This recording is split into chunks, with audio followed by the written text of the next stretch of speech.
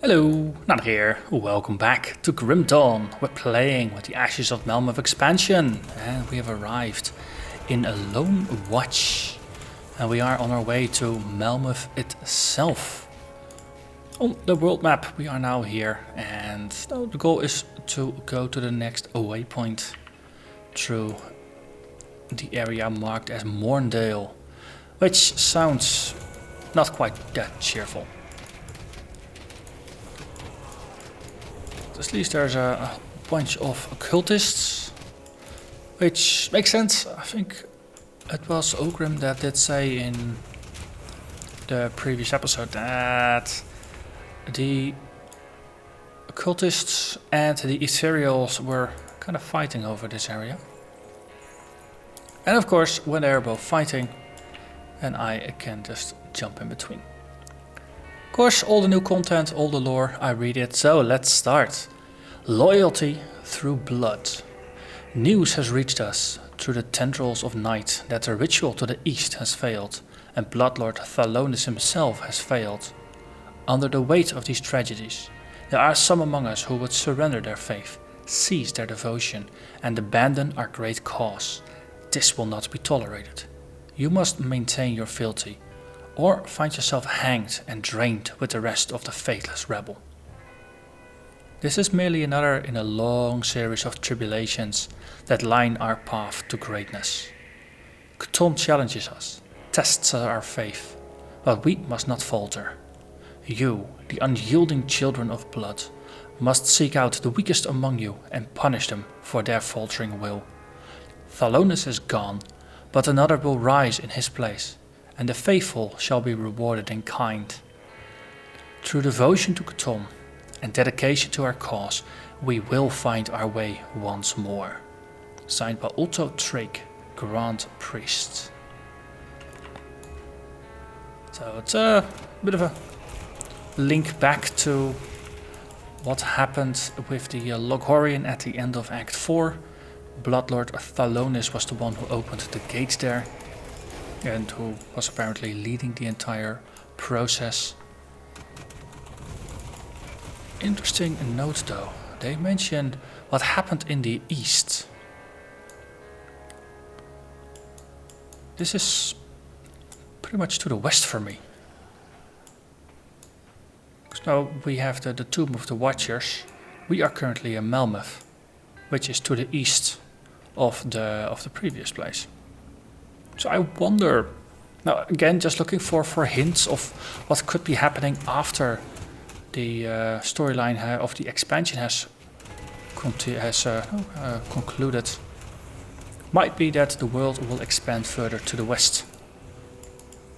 And of course, something that I noted earlier as well, might be that there could be something interesting happening to the south as well, since I did mention that the capital was there. And I think one of the lore bits from before the expansion mentioned something about that the capital was hit first.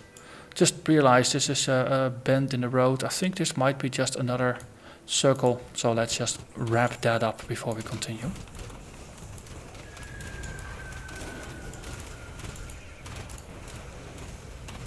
Ooh, strange key. Hello there, strange key. Oh yeah, the depraved sanctuary. We haven't been there yet. It's a tower back in Act 1, which has a boatload of cultists in there. And it is quite a fun place to go to.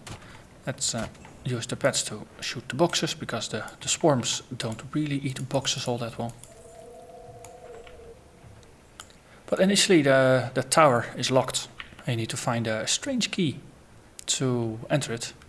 And the strange key drops randomly off of cultists. But we now have one. I wonder if the tower scales as far up as level 54 that we are now. Because normally it's a challenge area. So the monsters in there, they might be like 6 or 7 area levels above you. Okay, now things are getting a little interesting. I mean, ether fire on the floors, that is not going to be a very happy place. Least of all for the minions. So let's see if we can find ourselves a way through here. River might be very useful in this regard.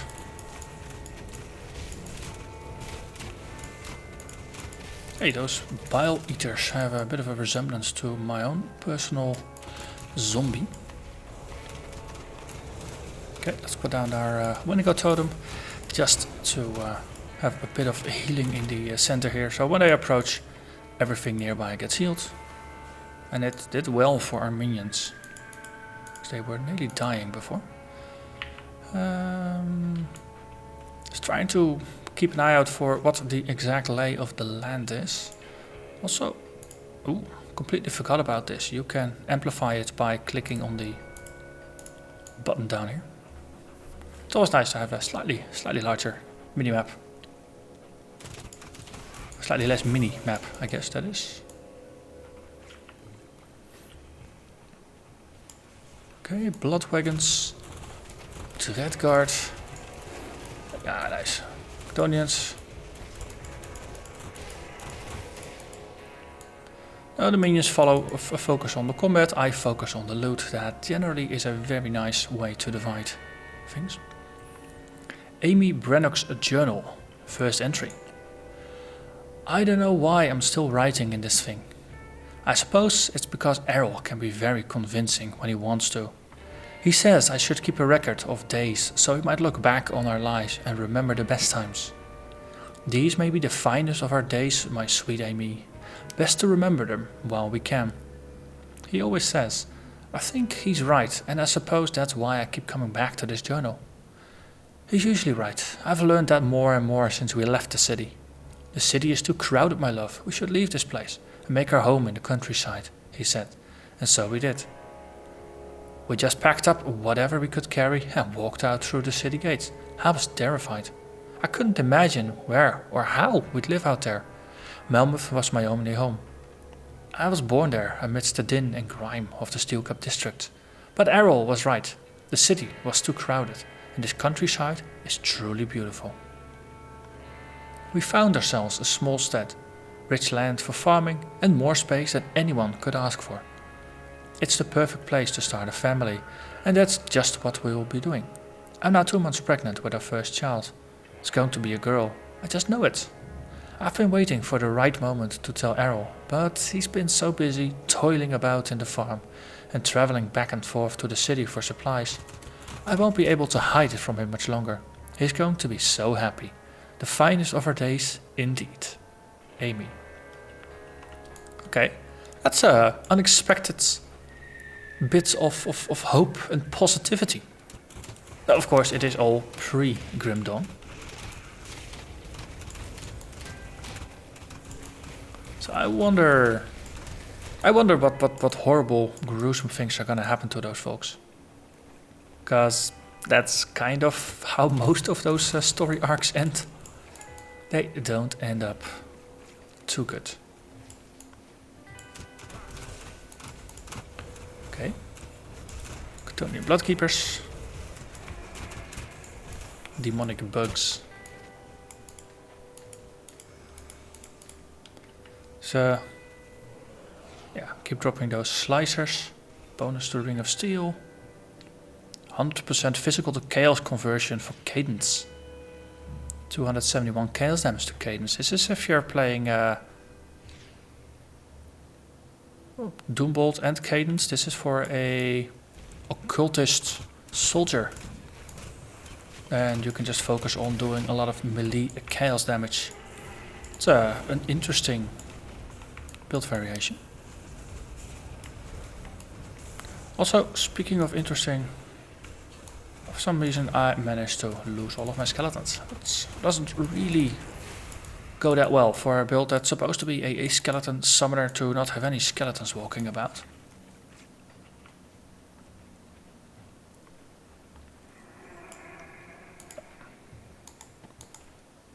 More journeyman stuff. Can't actually go into the river there. And ooh, another ether crystal.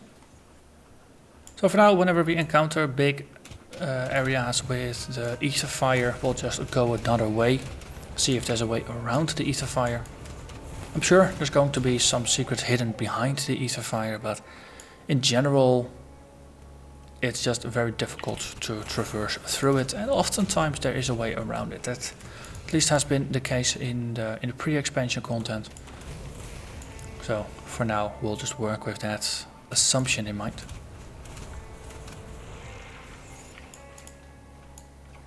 Okay, bunch of gates here, altars. It's almost like a small cultist encampment.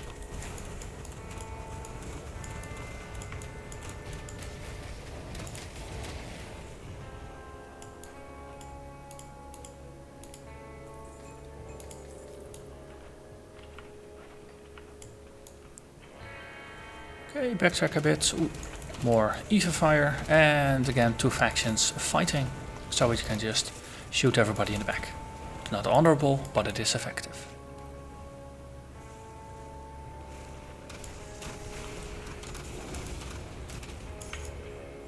But, it is a nice change of scenery, I must admit. And this is almost as lush as Barrelholm if you ignore the ether fire in place.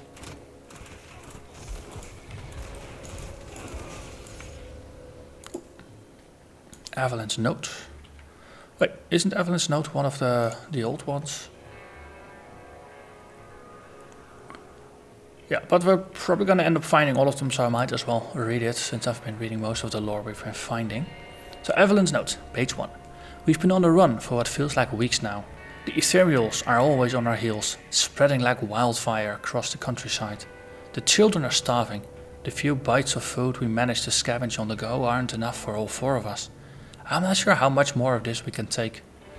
Word on the road is that the Cult of Cthulhu is accepting members, that they have food and shelter for all. I've always pictured them as heretical lunatics, howling at the moon as they bathe in blood, but the promise of safety may be too much to pass on. Thalon cringes at the thought of being seen among the Bloodsworn, but we agree that it may be a necessary evil in order to survive. Our children deserve to eat. Yes. Another nice lore chain. I do hope we will find more of them. As I keep saying, there's quite a bit of nice lore and definitely these pages with interesting stories that really do fit the world and the setting. Okay, let's see if we can just shoot at the obelisk from afar. The ground is trying to murder me, so you know what, let's ignore that thing and just go back. It was mutating into its walking state, so it might pursue us. And that's fine. For now though, we can find some things that you normally have to go into a void area to find, so I do enjoy that. It's always convenient when walking bundles of experience will just present themselves, so you don't have to go there. And a couple more. There's probably a corpse in there. And in the good old tradition, corpses have decent loot.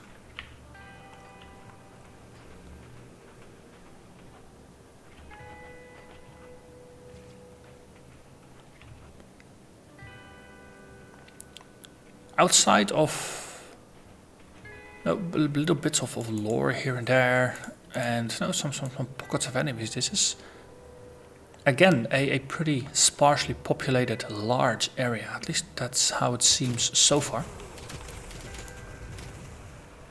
There's a lot of walking, there's quite a bit of downtime in between the fights. Well, I suppose that might have to do with the fact that there are 2 warring factions, so the enemies have to be spread out quite a bit, because otherwise there's a chance of them just all entangling and you get a really big brawl with just everything on the map. And then you end up with quite an empty map afterwards. Okay, so that was the The ether fire, let's see, if you put the pets down here, I can just walk over here for a little bit. Because this looks like a cavern. No, actually it's not. It's an impassable wall.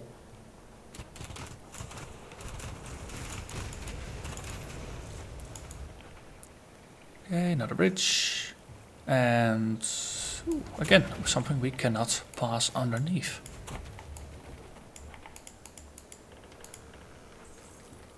I'm sure I've already walked past at least 1 or 2 secrets.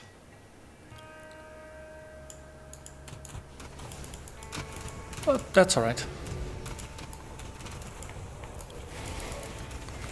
But there's an amount of joy in just passing through areas you've been before and then just discovering a secret that you never seen before.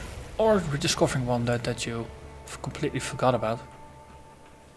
And now the game world is definitely large enough that will happen frequently.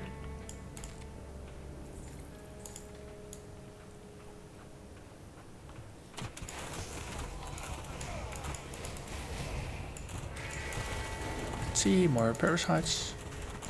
But yeah, it's now we're finding our way forward to the town. That this feels much less intense in terms of combat density than the Plains of Strife.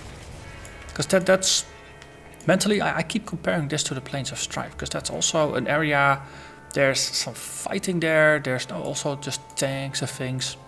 Though here, there's lush fields with grain or what other type of crop is growing here, or it could simply just be reeds.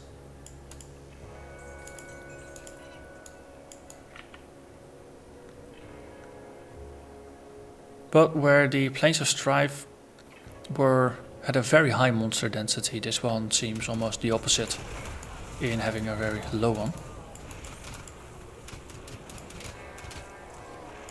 It does mean that you get plenty of time between the fights to make your pets recover their health, so you don't really have to aggressively use the Call of the Grave or the Wendigo Totem. Because as long as your minions are alive, they will have recovered by the time the next fight starts. Some of the more intense areas where there's just back-to-back fights, you don't have that downtime. And if you're playing a build that is more, say, energy intensive, that will also give you more opportunities to recover your energy. Though this build is pretty light in that regard. We got ourselves a empowered Stormcaller's effigy. +1 to all the skills in Shaman and a bonus to Raging Tempest and Star Pact. So this is meant for a Druid, a Shaman Arcanist. Bunch of lightning damage, Chain Lightning, proc. This is not for us. It's a nice item, but it is not for us. But if you're playing a Druid, then chances are you will actually be doing lightning damage. And that is one of the central damage types. That's they both share. Lightning and cold are shared between the Shaman and the Arcanist. And then it will be a very nice item to have. Okay, one of those down. Flesh-warped, chilled one. Speaking of energy intensive builds, I actually started a Essence Drain Necromancer the other day. Because I've been finding plenty of items that give bonuses to Essence Drain, or that actually mutate it. There's these ghostly shields that mutate it to give it more range and to give it 10% chance to affect an additional 2 targets. I figured let's just build a build around it. Because my initial impressions of Essence Drain, speaking of Drain Essence, I keep reversing it. Because Essence Drain, Drain Essence, they're both valid names. Depending on because the whole concept of draining the life out of your enemies, it's something that has been done in other games before. So it's, yeah. find it difficult to remember the correct name, but Drain Essence, it's in alphabetical order, DE. But it's a fun skill, especially if you also add the bonuses to it. But the thing is, it's a skill that you really need to focus on, and it's actually worth to build an entire build around it. So I'm making a no minions Drain Essence character, and I'm in the mid-30s now. Just heading out of Homestead into the Blood Grove, and it is a lot of fun to play. So at some point I'll make a video on that one as well, just to showcase yet another Necromancer build or variation, similarly to how I still want to make a video on the Reaper as well. But I've been playing that one in multiplayer with a friend of mine, and he's currently on vacation, so progress on that build is a little slower, because it would be kind of rude to play it when he's not there to play with me. Though it's the build is perfectly fine as a standalone build as well.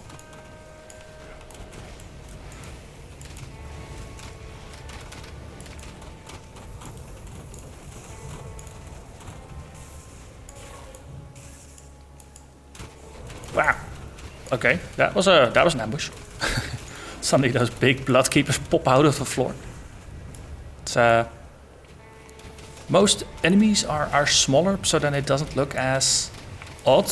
In this case, it was like almost like they teleport, but you did see them move out of the ground. Okay, we've found some lore, so let's do some reading. Missive to the Mourndale Blood. Brothers and sisters of blood. Disturbing rumors have reached my ears. Rumors that some of you has begun questioning our cause, questioning those who hear the calling of the void. You believe you have been misled by false prophets, but allow me to reassure you. I had my loyal bloodbinders bring forth 3 dozens of those who would question our resolve in these trying times. Through their lack of vision, yours shall be rewarded. Their blood shall serve where their wills could not. Behold the fruit of their sacrifice. New rifts that reach into the very heart of the dead god's realm. Through them shall arise the agents of torment, beings of pure darkness that will spill forth the blood that is rightfully Cthulhu's. Do not dread, my brothers and sisters. Your faith of Cthulhu is not misplaced. We will not allow the failures of one to delude our grand cause.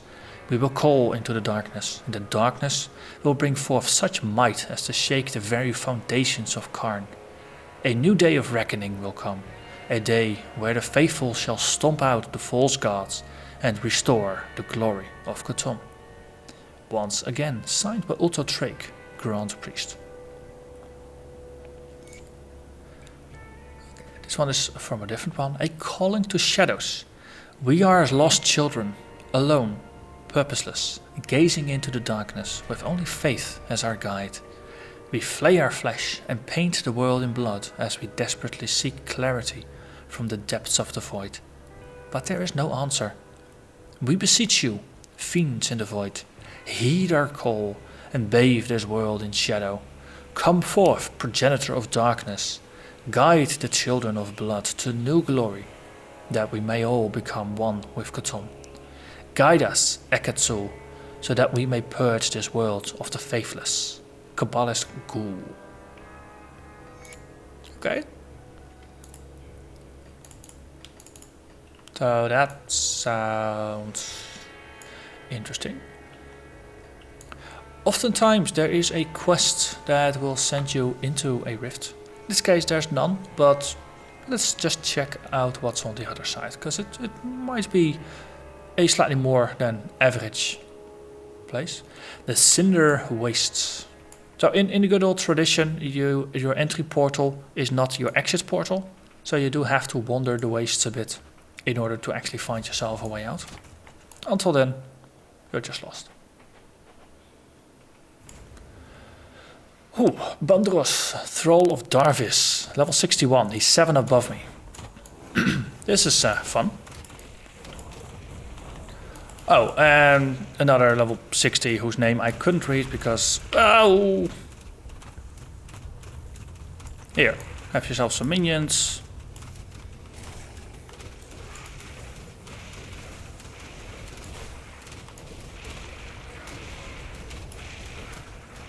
Oof. Bugger is pretty potent, but on the other hand, I am capable of dealing out quite some damage as well. That skill's not ready. So it's just a single opponent, one of these Balrog / Diablo lookalikes. Is tough if you combine it with another one. And now they're 6 and 7 levels above. And you're in for an interesting fight. Let's just call it that. Also, there's cultists here. Because this is a minion of Troll of Dravis. Not Darvis, Travis. Wonder if there is going to be a Dravis somewhere. We found ourselves a Dravis offering. At least this was very worthwhile going in here. Because I do enjoy these tougher fights, especially because my health went low. I think it went below 500. That was a very close call. Unexpected. Because the addition of the second enemy to the fight. That is the nice thing. It keeps you on your toes. Because this build definitely has the possibility of just making you think that you're just walking through, not too much, without too much effort, too much issues. Because oftentimes, well, things do go pretty darn smooth. And you do a lot of damage. But then the game sets you straight.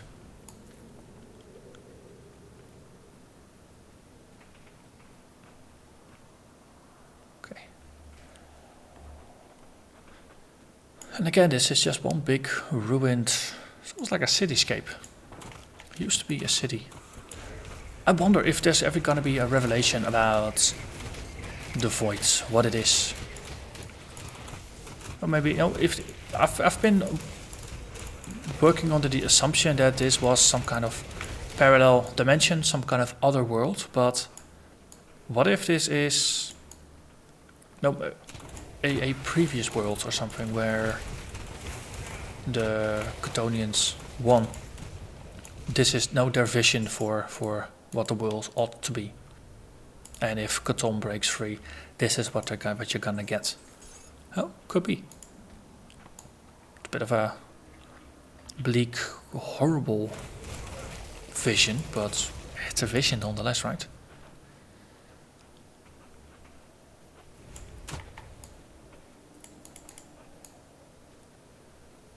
Let's see, so another rift.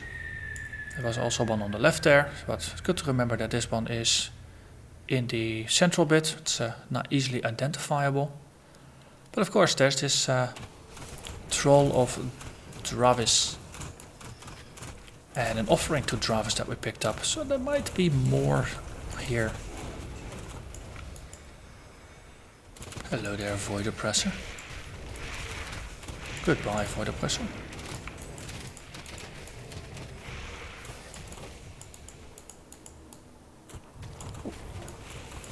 Okay, there's a couple more enemies here. Dark That Omen. skill's not ready. And a bunch of poison on the floor. So let's just step out. Replenish some of our skeletons. And ooh, look, loot. I like loot. Was there anything on this? Draves' offering. There's a note attached to the flower. A thorned flower for a thorned woman. D. Okay. That definitely gives more questions than answers. So this Dravis seems to be a person. And probably a conjurer or something. The fact that he's got a thrall. That looked to be a big scary demon. But one so powerful, making offerings to a thorned woman implies that there's more going on. Could be a lover, could be someone even more powerful.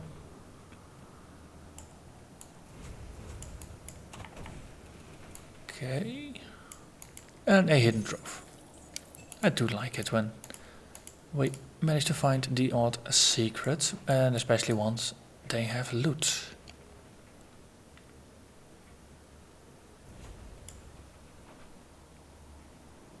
Ah, there. Doomed remains. And a treasure trove, which we can blow up. Lots of gold, I like it.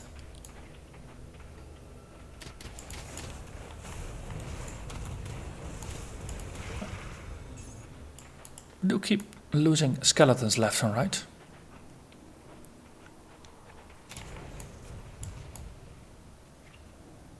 And that is a full clear. So let's use this rift to get out.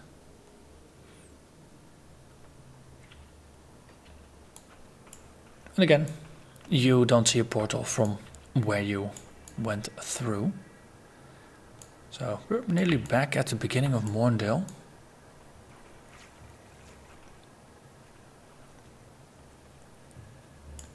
That's the one downside, you do have to backtrack a little bit. So might as well summon our 9th skeleton. Okay. Almost there. Let's just go through here. Bit of a call of the grave just to keep the minions alive. Uprooted tree stump.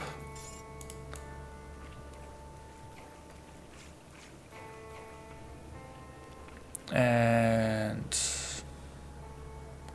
more stuff. Yay, enemies. And we're back to fighting regular old cultists.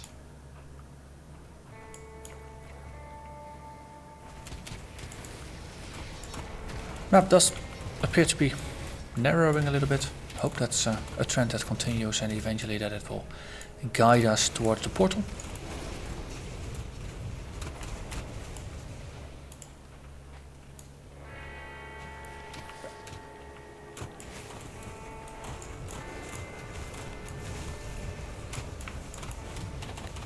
These chilling ones with the crystals jutting out of their shoulders. They have a little bit of a Cronley vibe to them. No, not because he was also experimenting on people sticking crystals in them, amplifying them, turning them more into some half ethereal hybrids. But of course, there they had still had a very strong cowboy look. And here they've just embraced the crystal instead of just the cowboy. Because that's not typical for their faction. And wow. Dela Thornsbury. Cool. So she's from the homestead, that's where you originally meet her. And from what I understand, on Ultimate Difficulty she actually has a whole quest line where eventually that glowy sword is something that you'll find. Never done the quest line. I've only got one character to Ultimate, and that I just finished just before I started this playthrough. But let's see what she's got to say. I hope you're ready to write the next chapter of my story. Unfortunately, this one's still a work in progress. So, what are you doing here? My brother, Travis, he's become obsessed with our father. Somehow he's got it in his head that our father has betrayed us when we were children, that he denied us power that was rightfully ours. In retrospect, I see it as a mercy, keeping us from the dark secrets that tormented our father's existence, nightmares of events that he cannot scour from memory. But Travis does not see it that way. He's already harmed himself irrevocably in pursuit of our father, and has shown no sign of stopping. He believed that we should do this together, but I refused to be a part of it. However, this obsession has gone on long enough, and I feel a familial responsibility towards putting a stop to this madness. I've tracked Travis as far as here, but the trail has gone cold. I know of several leads to pursue, and now that you are here, perhaps you could help me out. So Travis, that's the person whose troll we found. That's the person with the offering. Interesting. If you could search the ruins of Malmouth outskirts to the north of here for any sign of Dravis, I'll be sure to make it worth your while. Look for any tomes or notes left behind with taunting messages written for me. Dravis loves the theatrics. I'll look for clues. Okay. So, no mention of the thing we just found or any connection to it, so maybe that's something we'll have to keep for later. Any other questions we can ask her? I'm sure you do, but is this really the right time? You left your husband behind? Oliver, he'll understand. In time. He's a good man, but he has a very narrow view of the world that doesn't leave much room for its wonders and dangers. So how did you get out of the here all the way? Because it's quite a... Well, keep in mind, we went through the void to get here, so how the hell did she get here? Don't underestimate a girl's desire to see the world. I can take care of myself, and I know ways to get around that you may not consider. Okay. That is all we could learn from her. And we'll be most likely going back there once we know more. There's also a indicator that the waypoint is probably getting closer as well, because they wouldn't put her all that far away otherwise, because it would be just inconvenient to go back otherwise. Okay, there was more there, but health doesn't always like it to... Oh wait, that's actually just background, that is not targetable. Also, the lighting changed pretty drastically, much for the darker once we approached. I think that's gonna be the general tone of Malmouth itself once we get near. More darker, more grim, but green. Eerie green.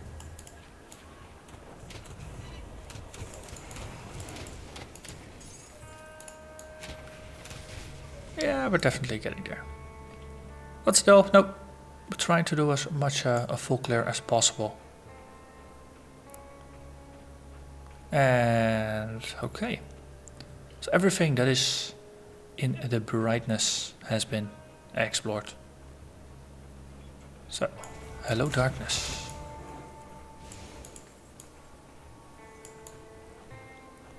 Okay, there's some things up there, but we can't quite reach. Hey, wait, you are on the same level as me.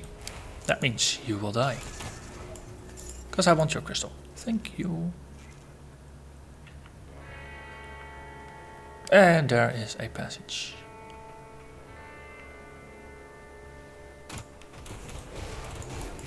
Okay, looks like a tree of sorts in the back. An ethereal guardian. Okay, that's an angry tree. Definitely an angry tree. All kinds of skulls rot in.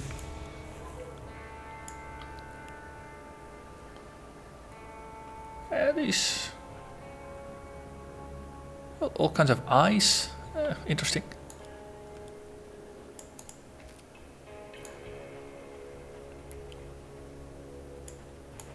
Nothing over there. And of course the question is, do we go to the top left or to the right? Malmouth outskirts. I think it's probably better than to walk back, since this does seem to lead forward while the other things are still outside of town. First though, we need to deal with whatever was trying to murder us, and then we walk out. Technically these are the Malmouth outskirts as well. And indeed this path also leads up to the city.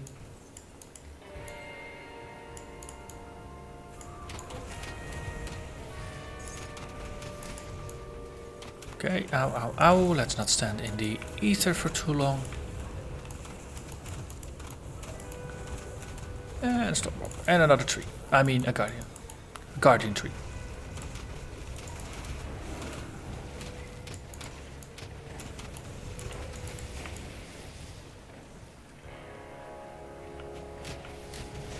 Okay, let's just position ourselves so we don't stand in the ether. Then some nasties. That cold explosion went off at the right time.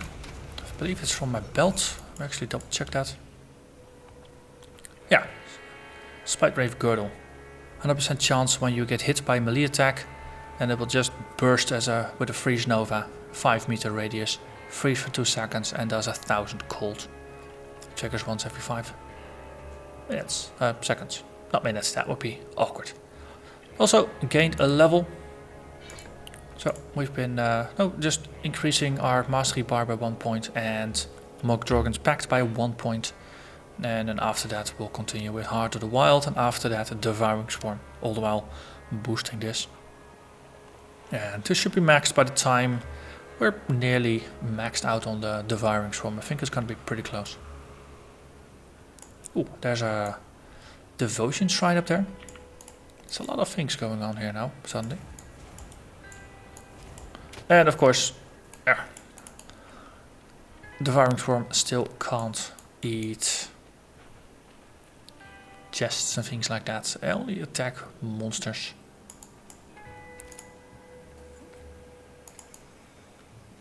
It's odd that never got changed as a quality of life thing. It's from a realism perspective, I guess it makes sense. No swarm of bees or whatever is in the Devouring Swarm. That's never really gonna devour a treasure chest or things like that, but it does make it awkward. Well, we did clear out everything here. We saw that there was a Devouring Shrine up there. So let's see if we can just bend out of the way to go there. And that actually seems to be into town itself. That's probably gonna have to wait until next episode. These doors are blocked, so we did find the only way into town. But technically there's 2 ways in, since this is a door and the other thing we used was also a door. Okay, more chilled ones. It's all good when stuff happens far away from me.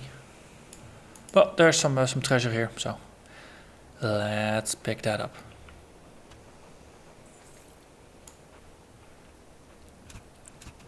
And let's see if we can just make... Oh, wait!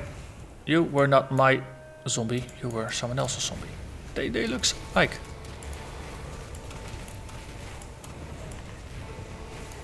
There's a whole nest of zombies in here. Versicle the Vampiric. Good thing is, if you apply a lot of damage to them, then it doesn't really matter, because you just out-damage their healing capabilities. Ethereal Titan. That's a pretty cool looking enemy.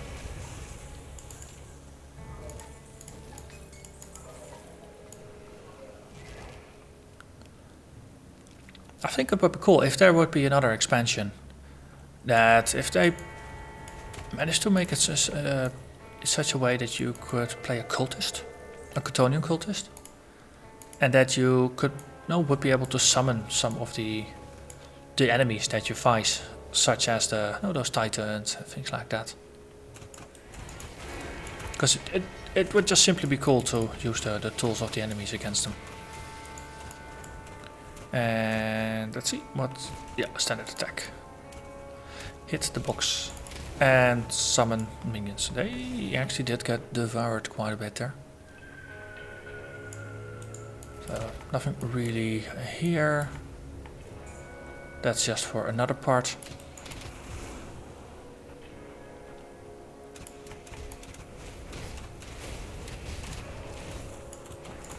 That's I wonder how closely this will resemble the level design of Port Fulbury, the challenge dungeon. Because the challenge dungeon part of that also was set inside of a city. And it was all bendy and twisty, with some certain quarters or some areas just interconnected with just like a small path going from one area to the other, but they were visually interconnected, so you could be standing on the other side of the wall, but it would actually take you just like 2 minutes in real time to walk from one side to the other because you had to traverse half of the area.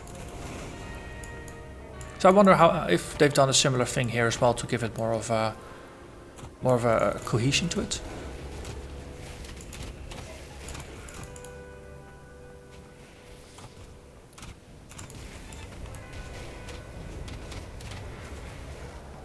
Right now I'm mostly just trying to do a full clear of the areas that we are encountering, but I must admit I am looking forward to finding that waypoint. Since this episode has been going on for long enough. And there is the waypoint. That is wonderful. Ah! It's a trap.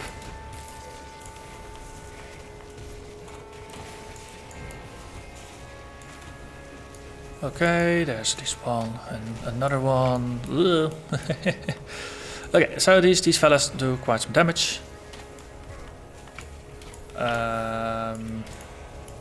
Do quite some damage indeed. They actually ate all my skeletons while they were still on the cooldown. But we are making a comeback. And I think that was it, because the portal is purple. There is some AoE still on the floor. And oh look, it is our buddy Ulgrim. Of course, let's just pick up all the things. And I will have these iron bits. Wonderful.